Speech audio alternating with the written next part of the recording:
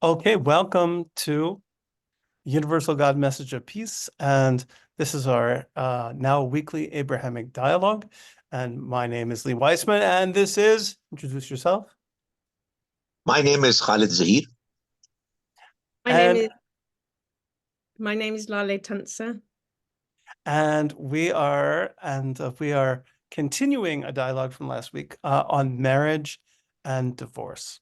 And so I'm gonna give a few thoughts on marriage and divorce from a Jewish perspective, and then hopefully uh, Dr. Zaheer will share his thoughts. So as I mentioned last week, the Torah begins in the very beginning of the book of Genesis with describing man as being created both male and female. In the first chapter, it says God has created male and female, and then the second chapter it describes how a female is created from Adam's side.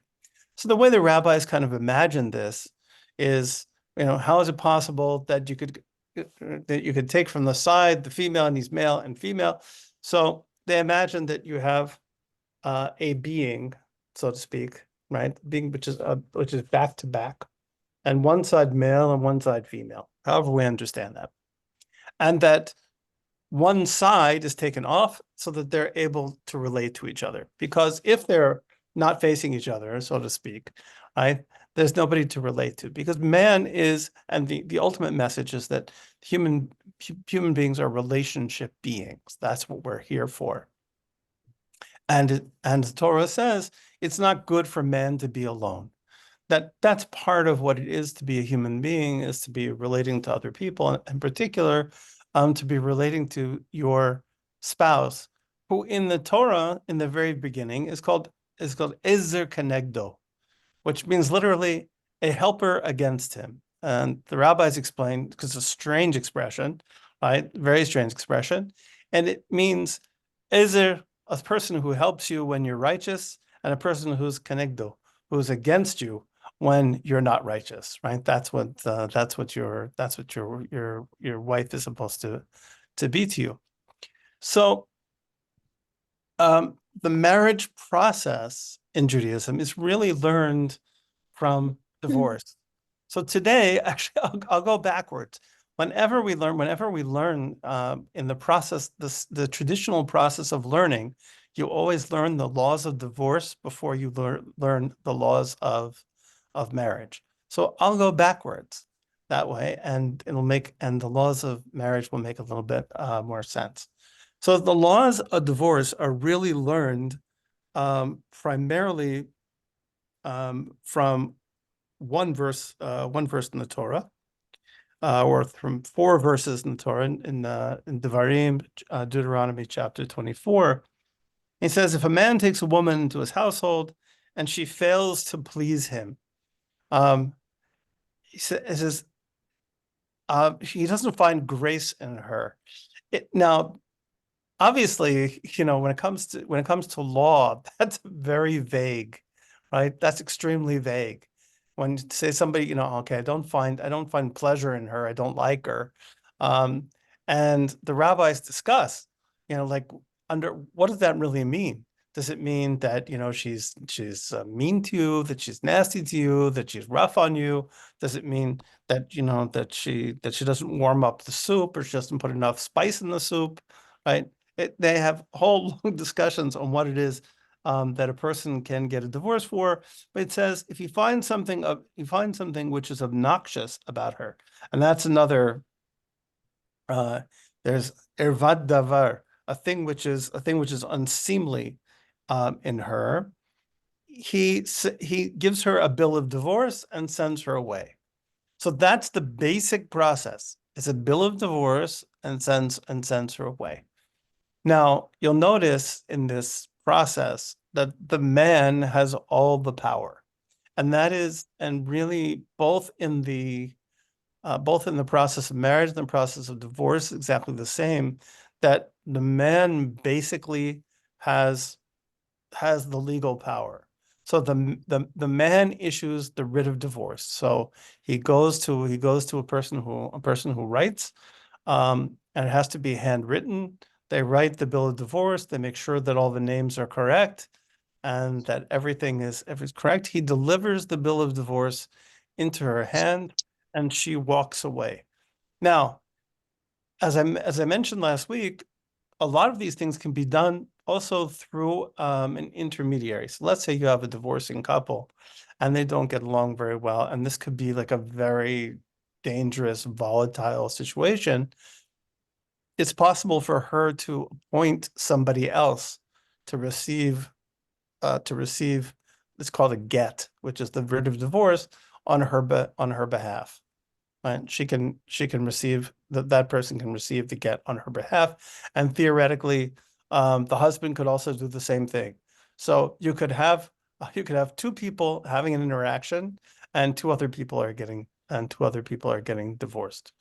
And this is done pretty commonly in the sense that a lot of people kind of have emotional stuff and they don't want to both be there, and so one or the other of them, usually the woman, will appoint somebody to be her representative. Now, the woman, since the Middle Ages, among Eastern European Jews, the woman has to consent to the divorce. She has to consent to the divorce. The man has to initiate it, and it's the man's responsibility to initiate it, but the woman has to consent to it. In almost all cases, the only case where where a woman can be divorced against her will is if it's for her benefit. So, for example, let's say there's a woman and she has she and her husband have separated, right? She and her husband separated, and she's now living with another man, and they're trying to have children. They're trying to have children, for example. So, and she's not divorced, right? She's not divorced. So the husband can force divorce upon her, which means basically somebody can be appointed even against her will to be a recipient of that divorce, because it's really to protect her, right? Because she's now in a state of adultery, right? So to protect her from being in the state of adultery, actually not just to have children, I guess even if it's just not to have children, but she's living with somebody else, to protect her from the sin of adultery, right? So for her benefit, we can do that. So that's even for Eastern European Jews, but Sephardic Jews never required a woman to consent to divorce. The problem with this whole system, and there is a big problem with this system, is if the man doesn't want to give a divorce, it can be very, very difficult. It's called aguna, which means literally chained. So let's say that a woman has a husband, he's angry, and he says, "No, I'm not going to give you a divorce." That means that she cannot possibly get married again, right? So she is now stuck, right? So imagine she got married at 20 years old, right? She's now 21, 22 years old, and he refuses to give her a divorce, and she is chained to him, and he can use that as leverage. He can use it as leverage to get money out of her, or to get to get all sorts of concessions and things like that. And that's a very big problem in the Orthodox Jewish community, is this problem of agunot. Okay, so now we know how divorce works. I see the wheels turning, Dr. Zaheer. No, I think I would let you complete because, or you want me to ask questions right now? Up to you. Okay. The question that was coming to my mind was two questions, basically. One was that it's very unlikely, although obviously there are going to be a number of cases where you might find that the condition might get satisfied. But normally what happens is that one of the two spouses is unwilling to live with the other. So, this condition that both husband and wife willingly agree to a divorce is something that is is difficult for me to imagine that it's going to be the norm. Mhm. So, I mean, if the husband decides that he's divorcing, but the wife says that no, but I'm fine with the relationship. So how would she then be convinced that she should also agree to it? Yeah, I think that in practice, what happens is that one of the sides gets persuaded quickly because of the difficulty of the procedure. Like at some point, one side gets persuaded. Um, and also because she knows that she's not going to be able to move on, right? She's not going to be able to move on. I mean, Okay, right, she'll be stuck in kind of a limbo land. She won't be married to him, but she won't be able to move on with her life. So there's a lot of incentive. There's a lot of incentive to accept the divorce. I've actually never heard of any woman not accepting a okay, divorce. Right. You often hear the man doing it, but you never do hear a woman of not accepting a divorce. right, So the marriage procedure is actually, and one of the most interesting features of this is that that divorce document that we talked about before is actually destroyed. Um, so the reason why it's destroyed is because of the fear that somebody may go back and look at it and find that one of the names or something was wrong with the document, right? Because it's easy enough to make mistakes. Uh, it's easy enough mistake. It's when I got married, they made a mistake on my marriage contract, and they got my wife's name wrong. So I'm in the middle of the marriage, and they're reading the contract out, and I'm like, no, no, no, no, no, no. So you're marrying me to the wrong woman. So mistakes are made. So in order to make sure that nobody ever sees any kind of a mistake, that nobody can go back and check it and say, oh, no, no, no, these people are not really divorced, because then that creates a whole problem, because then now she becomes, she became an adulteress. He doesn't become an adulterer because theoretically speaking, he could have more than one wife. So if he got remarried, right, he now has two wives. So that's so theoretically speaking, he could, but she can't. And so she would be adulteress. And if she had a child, the child would then be what's called a mamzer, would be the product of an illegal marriage. So it would be a big mess. So it would be a very big mess. So in order to prevent that, they destroy the that's why I don't have one to show you. So if I had one, right. I would with you, but they're always destroyed. And then the people are given a certificate saying that this is what happened and so forth, but no, but the actual document is destroyed. When it comes to marriage, marriage is also relatively simple. Just as the man is the initiator of divorce, he's also the initiator of the marriage. And marriage can take place really three different ways. So it can take one can acquire a woman. That's actually the language that the Talmud uses. Um, one can acquire a woman through three means. So one is through a document, right? Through a contract. Second is uh, through money, and that is giving something of value, something of even minimal value, transferring property. And the third is through marital relations, is through marital relations with the intention of getting married. And nowadays, um, we do at least two of those, right? So before the wedding, and there are two parts of the wedding. So the wedding originally, so in ancient times, the wedding was divided up into two parts. One is what we would call an engagement, or maybe we would call it a betrothal. right? It's somewhere between an engagement and a marriage. It's a much more serious kind of engagement, in which during that year they would be able to be more alone with each other than they would be if they were not engaged with each other, and in which if he passed away, for example, during that time, she would be considered to be a widow. If he decided that he didn't want to go on, she has to get a kind of divorce. She would have to get a kind of divorce. Nowadays, we do both of those at the same time. So when you come to a Jewish wedding, what you're seeing is you're seeing the engagement and you're seeing the wedding at exactly the same time. You're seeing the betrothal and then the wedding at exactly the same time. And the wedding takes place. So before the actual wedding, there's a marriage contract that's signed up.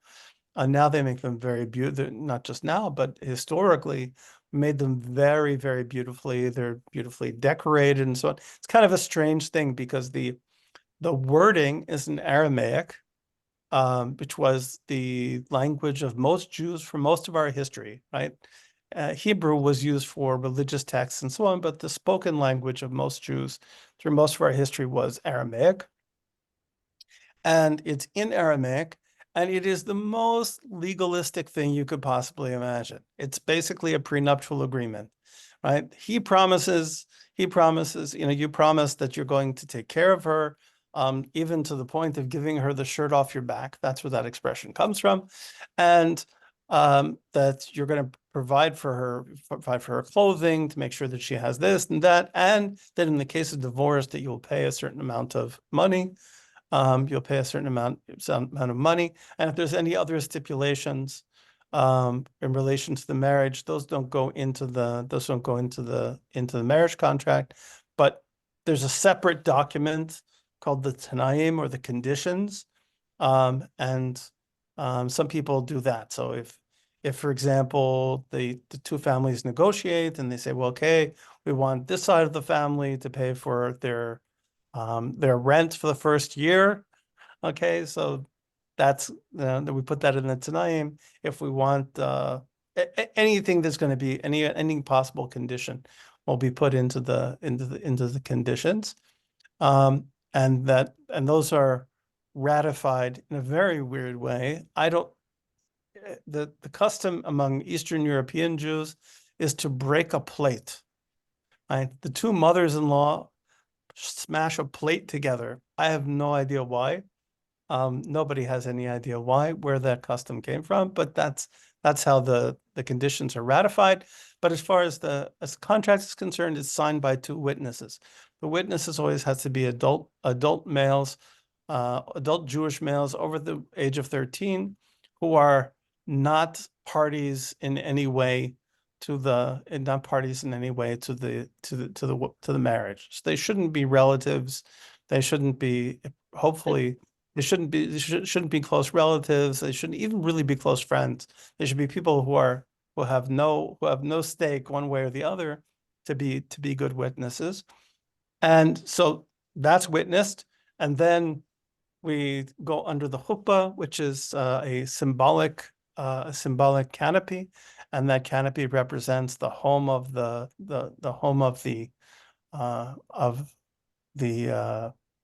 groom. And she comes and she walks around him 7 times, and all of that is symbolic. Yeah, yes. And in the same, she does tawaf around him 7 times, and then he gives her a ring, and the giving of the ring is really the wedding. That's the main thing, and there has to be 2 witnesses, right? And the 2 witnesses, first they have to look at the ring, and they look at the ring and they say, "Shava pruta." It's worth a pruta. Which means literally like worth a penny. And it has to be something which is worth a penny.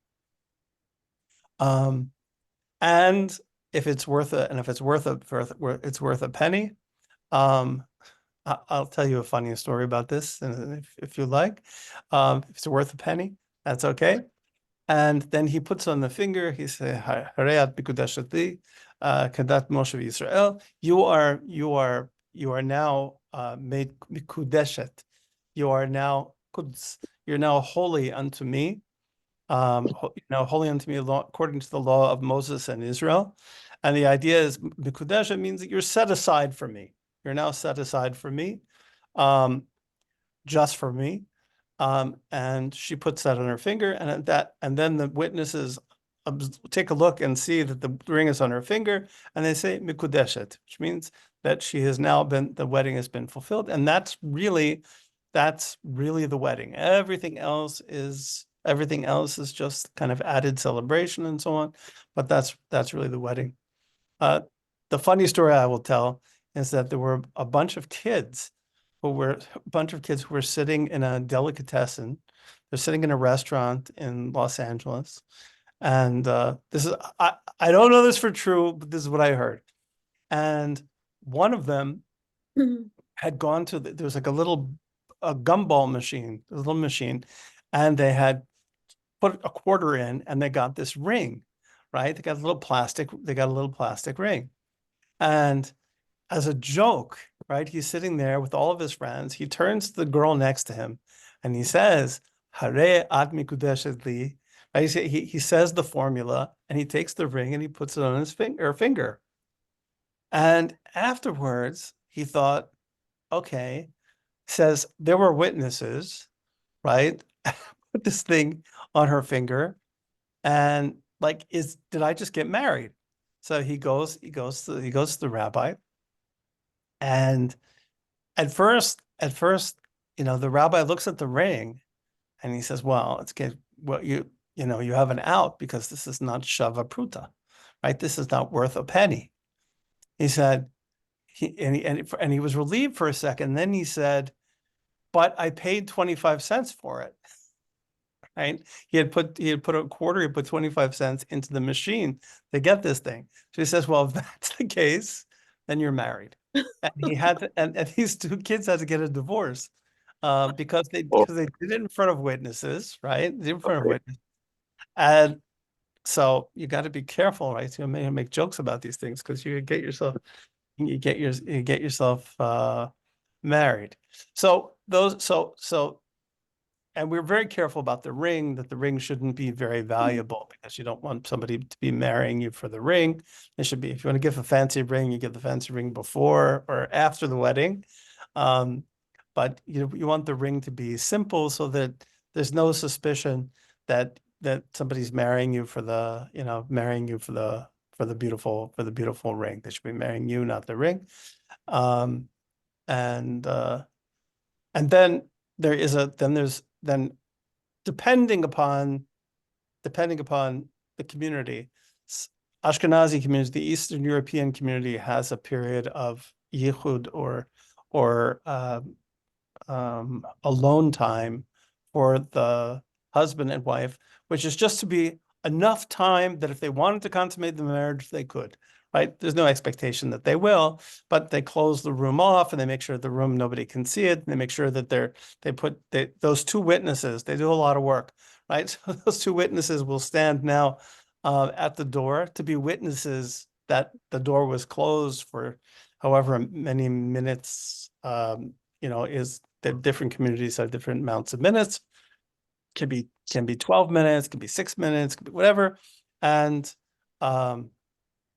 they stand guard, so to speak, and then the wedding party begins. Sephardic Jews, Eastern Jews from Turkey East, do not do that because they figure that you spend the rest of your life alone, right? So that's, you have plenty of time to be alone. You don't need to make a public display of your aloneness. So that's the process. Dr. Lale, it's your turn now. No, it's okay. You can go first, Dr. Zaheer. Okay, there's one thing that kind of concerns me. I'm not very clear. You referred to engagement, and now I know that a proper, normal Jewish marriage would include engagement as well as the gift that is normally offered, and this part wherein they allow the couple to be alone, and all of them put together, uh, constitutes a proper legal Jewish marriage. But you did refer to engagement prior to the other formalities having been gone through. And you also referred to, probably it was just an example, but you did mention that if a husband um, was to divorce his wife, Yeah. and both were normally to agree with each other, but there could be some cases whereby uh, this marriage had to be pronounced, this divorce had to be pronounced by the husband because, for instance, a lady is now living with somebody else, Right. and if he's not properly divorced, it would constitute adultery. Uh, no, my concern is in both these cases that the kind of instructions, rulings that we have in the Quran. It seems that if you allow a man and a woman to be quite as close as that and to be alone, you're inviting trouble. That's why we don't So, do it. okay, okay. So in engagement now it's all over. Now those Right. engagements are not fine, Right. fine. So Yeah. my concern is over. Yeah. Right. No, I think but that's a very good point. And I think that this was the engagement thing. The engagement thing, I think that basically they just kind of realized this was not practical. It's not practical. People it's very dangerous, right? Yeah, no, no, It's very dangerous. And absolutely. that's why we allow 2 minutes between the engagement and the marriage. Yeah, because That makes sense. Yeah. it's very dangerous. This is like, you know, there's a concept in Jewish law, but which, it's interesting. You hear this expression a lot among Jewish people, tikkun olam, repair of the world. The way it's used in Jewish law is tikkun olam means there are things that you could do logically, right? Because they're legally logical, right? So if we kind of like look at the verses and we look at the verses and we look at the commentaries and we look at you could do it, but like really, is it a good idea? Right? And Okay. that's and I think that's where the flexibility happens in law, right? Where you kind of look at this and you say, okay, is that a good idea? Right?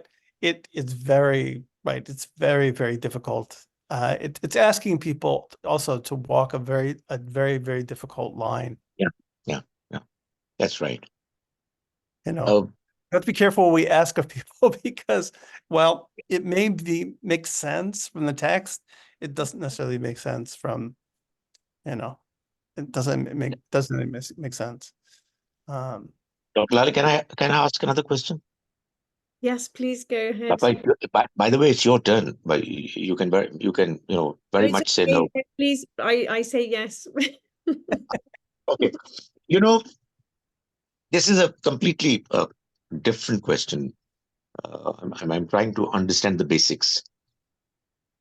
You talked about the other day when we met last Wednesday that you referred to Talmud and you referred to Mishnah, mhm. and the fact that the rabbis, they have been um, talking to each other, having kind of an academic uh, discussion and leading to conclusions which have formed this law.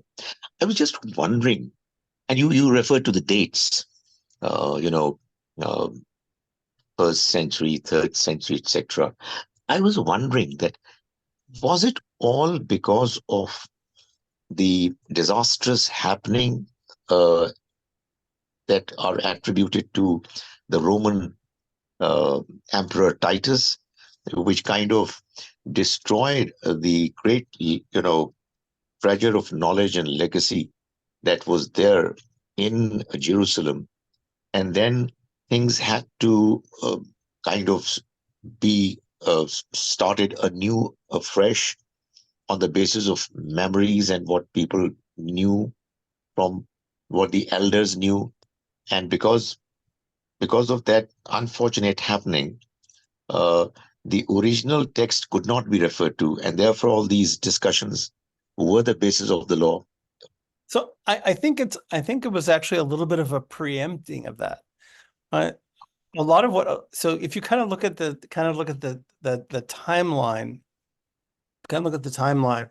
it's like immediately after the destruction of the temple, because even after the destruction of the temple, the kind of the structure of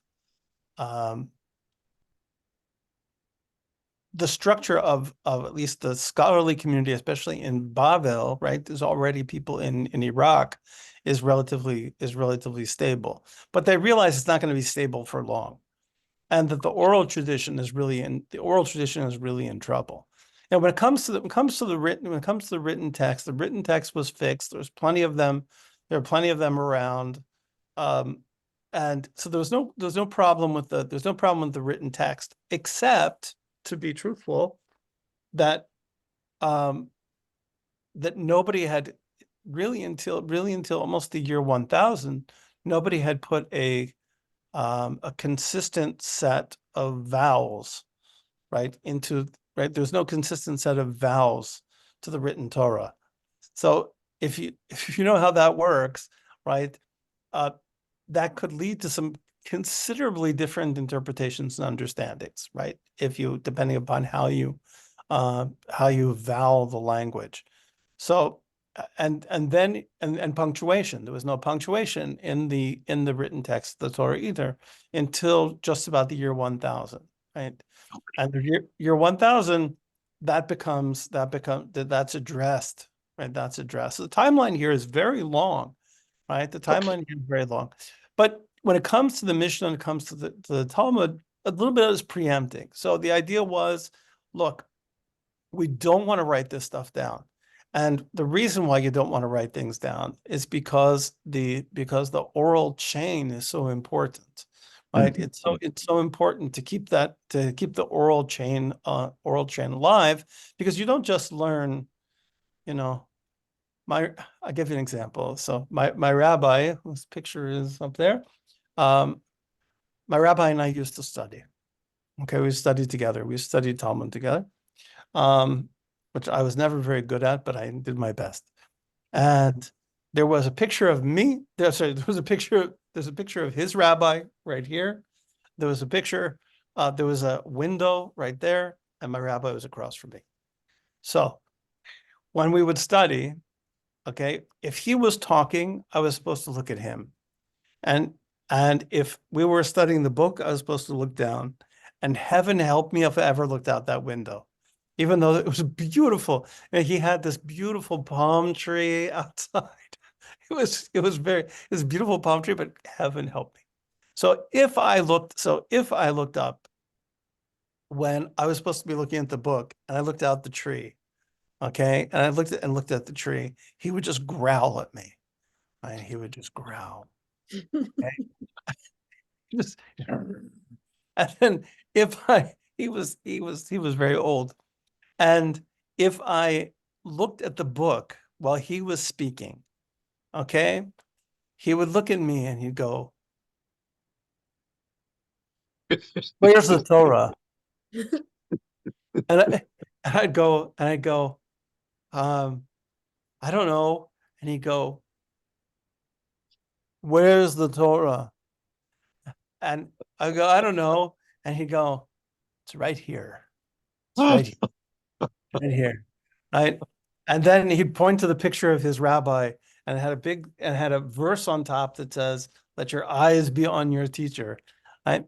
And, but his point was right, that there was that the Torah was going to be learned in this interaction, and that I was going to learn a lot more, not just the text, but I'm learning a style of living. I'm learning a way of being. I'm learning, I would take him, shopping.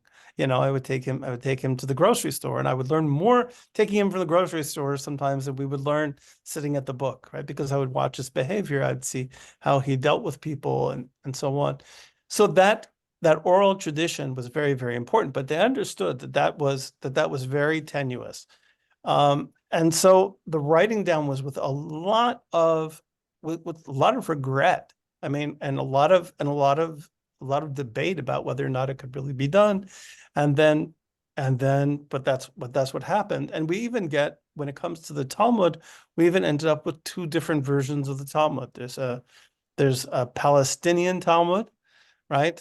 Or they will call it the Yerushalmi, the Jerusalem Talmud, and there's the Babylonian Talmud. The Babylonian Talmud was finished later, is more complete, and so that's what most people study. But the Palestinian Talmud, or Yerushalmi, the Jerusalem Talmud, has amazing stuff in it, and many people are kind of going back to that actually, because a lot of the stuff that's related to the land and so on is to be found there in terms of agricultural laws and things like that, because they were actually living in the Holy Land where those things really applied. They dealt with those things a little bit more deeply. So there's a new movement of people who are studying that. So it was a little bit preemptive, Okay. But I'm, you're right that there was a big challenge. I mean, in the sense that what we call modern Judaism, even very traditional Judaism, it's basically rabbinic Judaism, right? Because we don't have the sacrifices, we don't have the temple, and so on. So the prayer system and all that stuff, right? All of those things were created not out of whole cloth, because a lot of those things probably existed before and were part of everyday life. People can't go to the temple every day, right? I mean, yeah. they have to have a religious life anyway. But still, we're kind of codified, preemptively.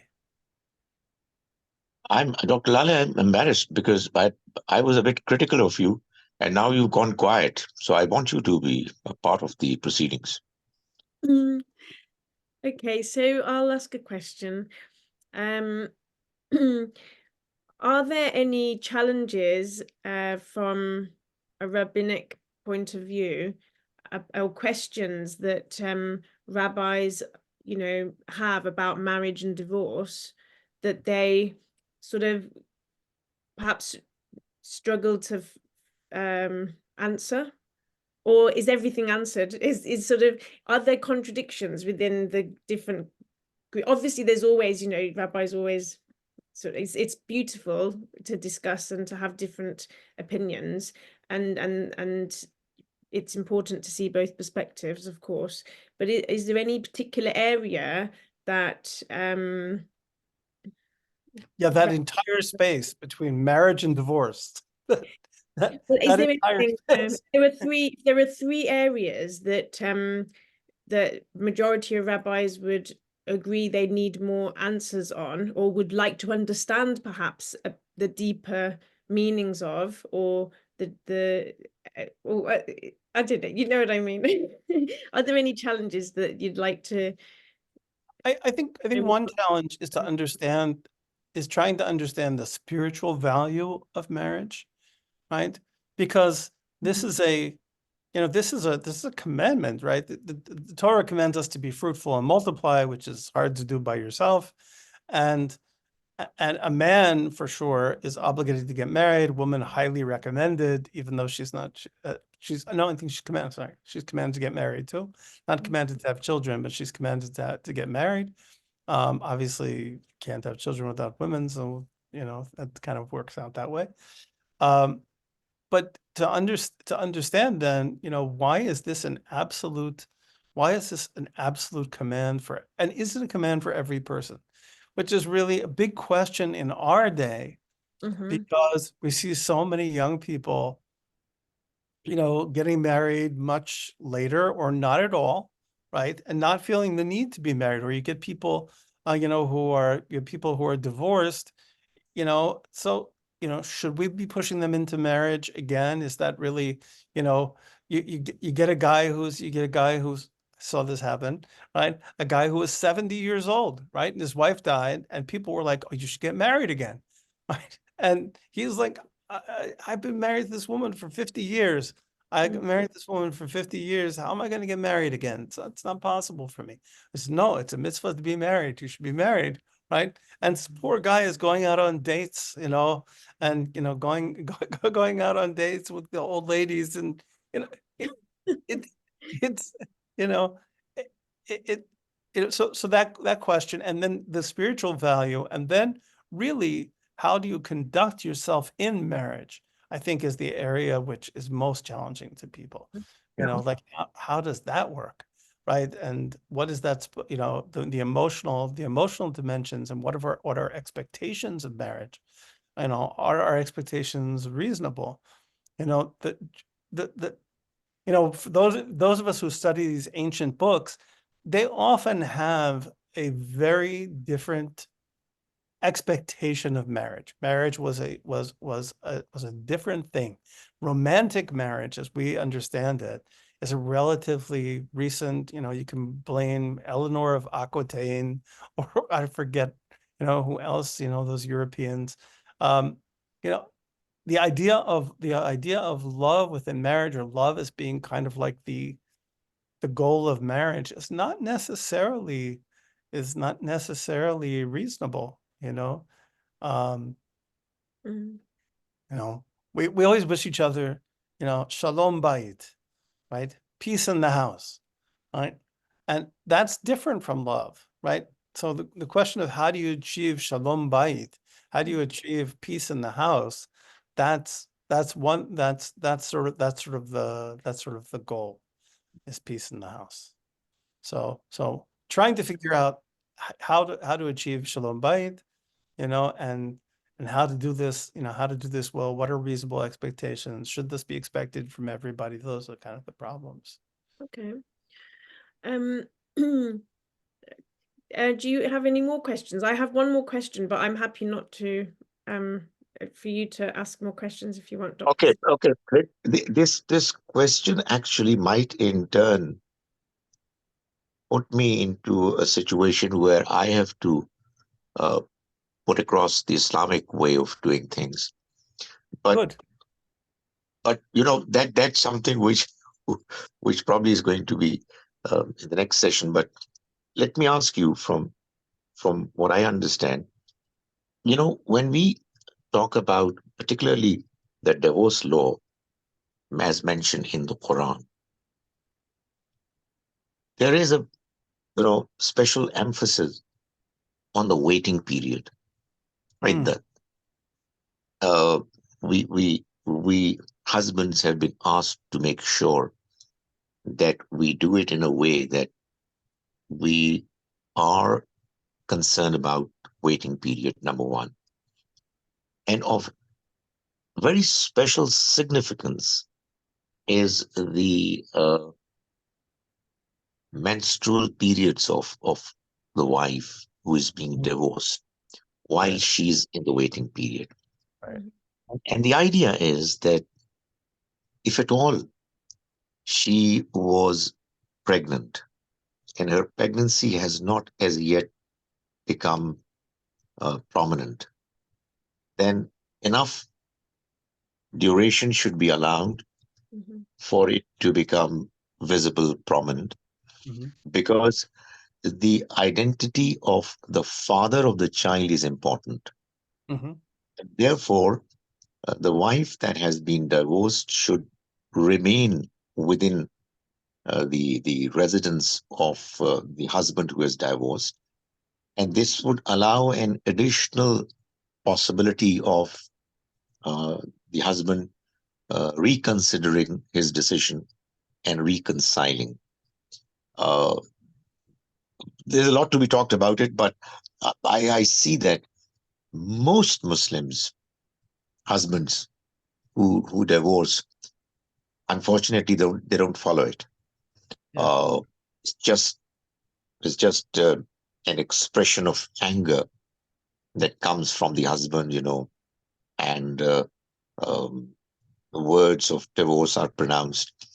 And in the present time, I can tell you, almost on a daily basis, I deal with situations where the pronouncement has been made, but the husband did not want to divorce, or so he says that it was done in anger.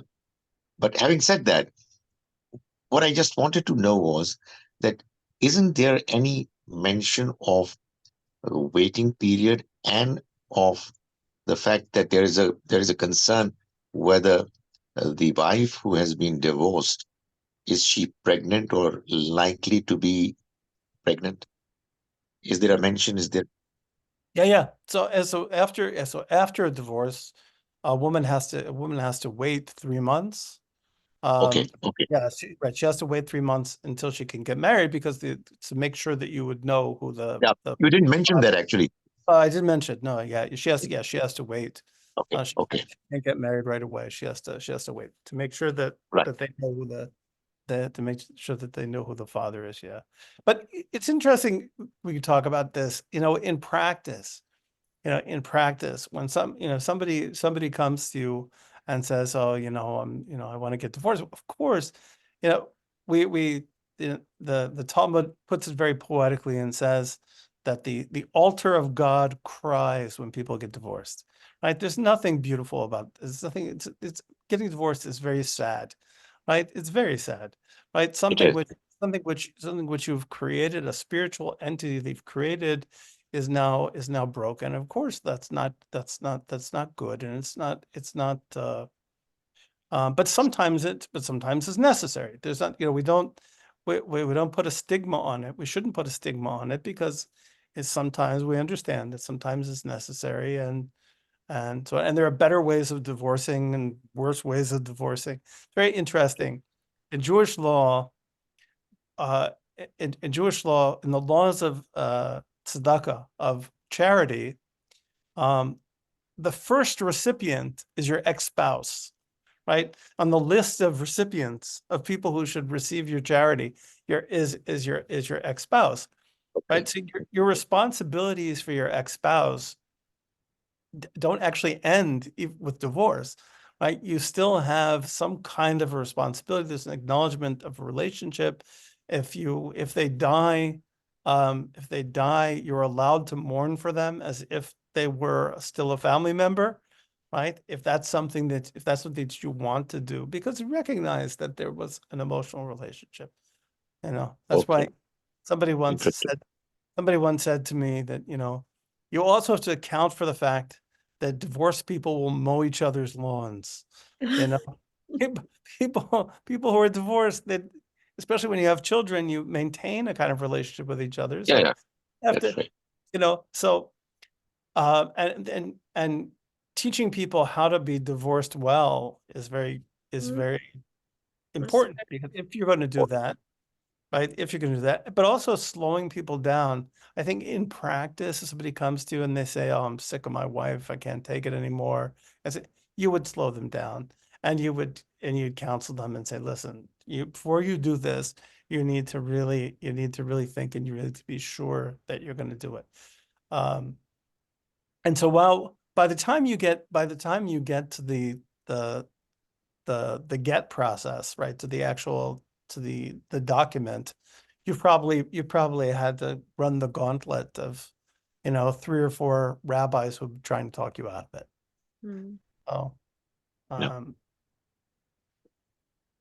it's not it's definitely frowned upon. It's pretty common, but it's fairly common, but it's still pretty frowned upon.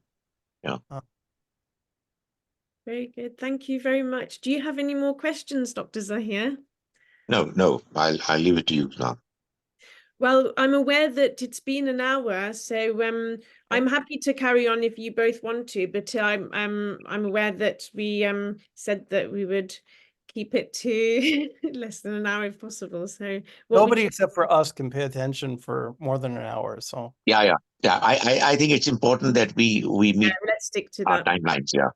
Okay, perfect. So thank you both very much for your very well. time, and thank you, Rabbi Weissman, for sharing all of your knowledge. Thank you very much. Yes. Yes. My pleasure. And thank you all for watching. Please subscribe, like, and share if you please. And next week, we hope to be carrying on this conversation and learning perhaps about the Qur'anic teachings of about marriage by Dr. Zaheer, if that's okay. I think I'm left with no choice. That has to be the case. Okay. Okay. Right. God willing. Okay. Okay. Thank you very much. Thank you. Bye bye. Okay. Salam. Salam. Salam And alaikum. salam alaikum. Bye.